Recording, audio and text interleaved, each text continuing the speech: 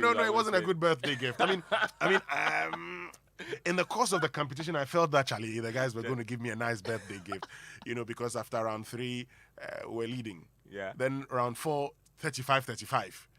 After round 5, 38-38. I was hoping that just as we did, you saw that TikTok thing when the magnetic field guy. I was hoping that a guy would do the magic again. We went for the tiebreaker. We didn't. Typical Ghanaian life. Typical Ghanaian life. Typical Ghanaian life. Typical Ghanaian life. But the long and short is that we lost. We lost. Better luck and next it didn't time. make you smile. I hope the budget at least makes us smile today. Well, based on what we know, I'm not sure, but let's see. But this morning on the News Review, we'll be activating the phone lines. We want to hear from you, telling us what your expectations are, because a lot of you have started sharing your thoughts with us, telling us what your expectations are when it comes to the 2022 budget. I'm sure by 2 p.m. we would know what will happen to our imports and what would happen to petroleum products, what may happen to... And what are we going to tax? Yes, what are we going to tax, and whether we're going to introduce new measures in ensuring compliance, or whether we're going to be consistent with our taxes.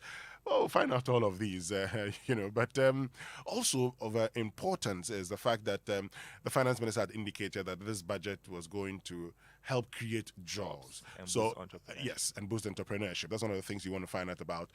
The Ghana Cares program, is it supposed to be a 3-year program? So what are the plans in the 2022 budget for that? Which is the second phase, I believe. Yes, the first phase started last year. We're looking at a second phase of it. In total, we're looking at 100 billion. We're told that 30 billion would come from government, 70 billion would come from, the private sector. Let's see how much government is committing to it this year. Anyway, time now for the Joy Business Report with Darryl Kwao.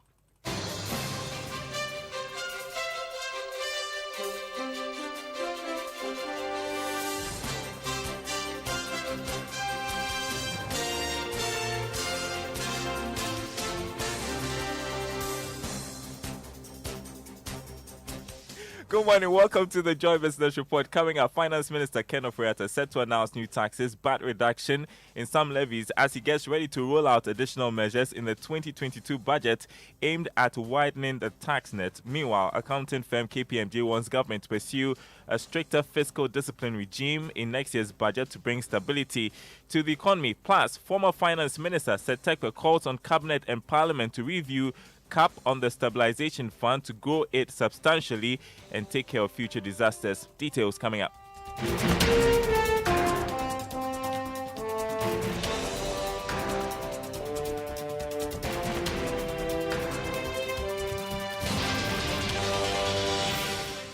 My name is Darryl Kwao. Finance Minister Ken Ofori-Atta is getting ready. Yes, he is, to present next year's budget to Parliament today. Key issues expected to dominate the presentation include widening the tax net.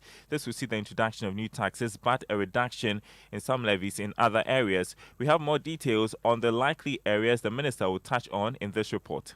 Joy Business is learning that the Finance Minister Ken Ofori-Atta will outline some policy measures that will help improve revenue mobilization.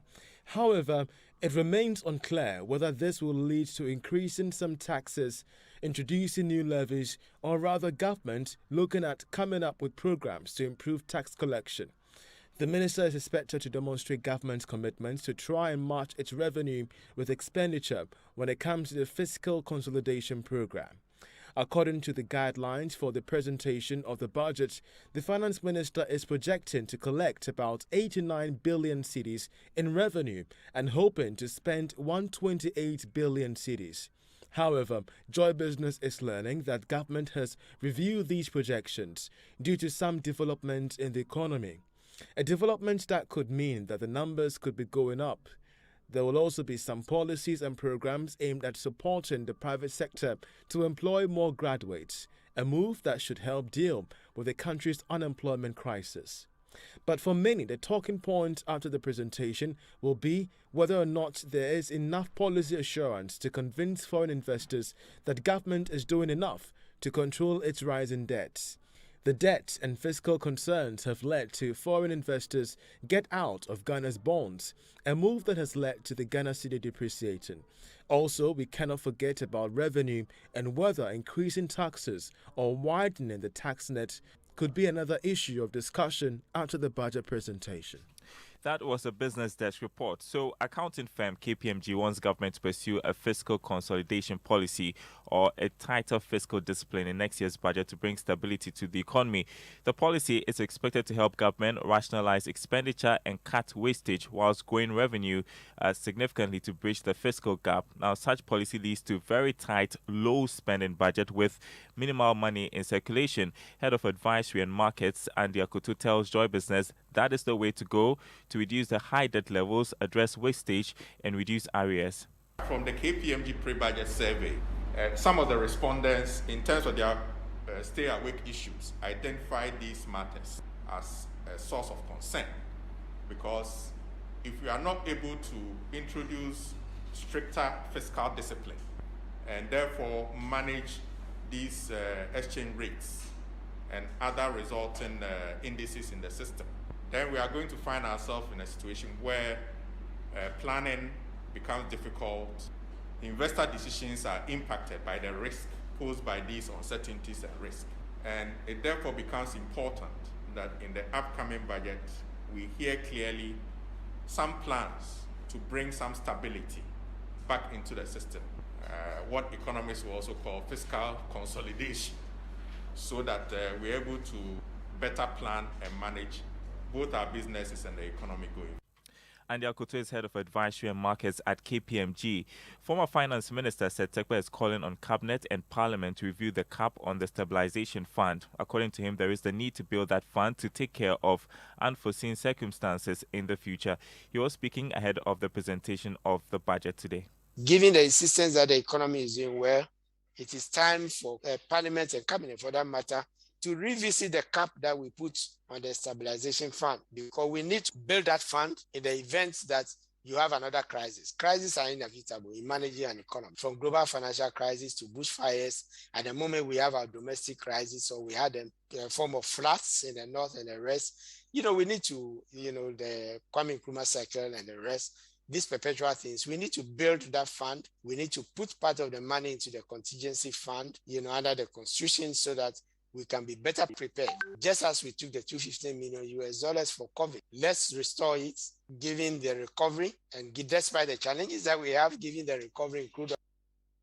You heard Seth Tekpa. He is a former finance minister. Next, managing director of Republic Bank, Farid Anta, is urging government to show a realistic estimate of the country's expenses. The bank is also looking forward to see how government intends to finance its expenditure, especially from now till the first half of next year. Mr. Anta tells Joy Business government must prioritize a fiscal economy. I'd like to see realistic estimates and to understand how the government is going to finance itself, particularly for the end of the year and maybe the first half of next year. I believe a lot of the projects they have invested in over the years will pay dividend. The 1D, 1F, some of the construction projects, pushing a lot of the agri value chain investments. Those are very good initiatives, but they take time to bear fruit, and some have tax incentives, so the revenue will not be readily seen. But they're very good incentives. So there's a balance on how do we raise revenue without hurting the 2 million that you already have paying taxes. It's always easy to go after those and increase our tax rates. But the broader net needs to be captured. Managing Director of Republic Bank, Farid Anta. Next, a reaction from the agri sector. Chief Executive of the Chamber of Agribusiness, Anthony Morrison, says he expects government to allocate more resources for commercial agriculture in next year's budget, whilst it crafts a policy that will trigger reduction in interest rates. According to him, there is the need to support local production if the narrative of subsistence farming is to be changed. We need to support local production in terms of commercial agriculture. We should change the narratives and concentrate more on commercial agriculture, because it's a tragic situation having to move produce from the commercial zones onto the main market. And also talking about interest rate, we need to do more. Yes, GESEL is doing its part, but we are seeing interest rate going too much, and government needs to do more about it. Anthony Morrison is Chief Executive of the Chamber of Agribusiness. Hoteliers are also speaking. The Ghana Hotel Association says it is yet to receive a penny from the 55 million cedi grant announced by the Tourism Ministry to help revive operations of its members. It has also expressed worry about the stimulus package meant for members post-COVID-19. Dr. Edward Akanyameke Jr. is president of the association. We also want to hear something on the vaccination agenda. because the plan was to vaccinate a sizable number of the population by the end of the year.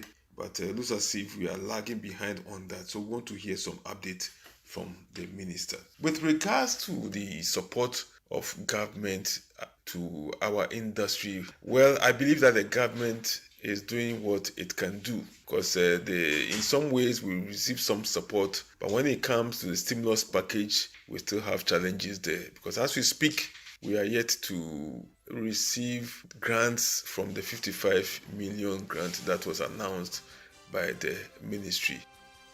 You had President of the Ghana Hotels Association, Dr. Edward Akanyamike Jr. So how are the markets looking like on budget day? Let's start with the currency market. The dollar going for 6 cedis, 26 pesos. The British pound selling at 8 cedis, 40 pesos. The euro going for 7 cedis, 17 pesos. On the commodity market, crude oil went down marginally to trade at $80.06 a barrel. Gold gains $2, 38 cents to sell at $1,853 an ounce, and cocoa also went up by $21 this morning, selling at $2,553 a ton. There's more news on our website, myjoyonline.com/business. My name is Daryl Carl. Thanks for listening. And well, in anticipation of the budget presentation, I don't know what Kojo is planning to play as our inspirational song. I had a plan. You know how these days I give you song ideas for your choir, where we like them to sing some mainstream inspirational songs because they could work as gospel songs as well. Samuel Adame has spotted today. So what's coming up? He has. The song is nice, Mo. Yeah, I can't lie. The song he has chosen is nice, but it has pained me because we have our thing, right? We are doing. He has decided to come and spoil it, but he spotted with a nice song, a very nice song. In fact, it makes the whole thing even more annoying. Doesn't choose nice songs. Well, normally, anyway, how are you? Are you there? Franklin, and it's brought to us by Republic Bank. Bank anytime and anywhere on Republic Mobile, Republic Online, Republic USSD, *414#. Download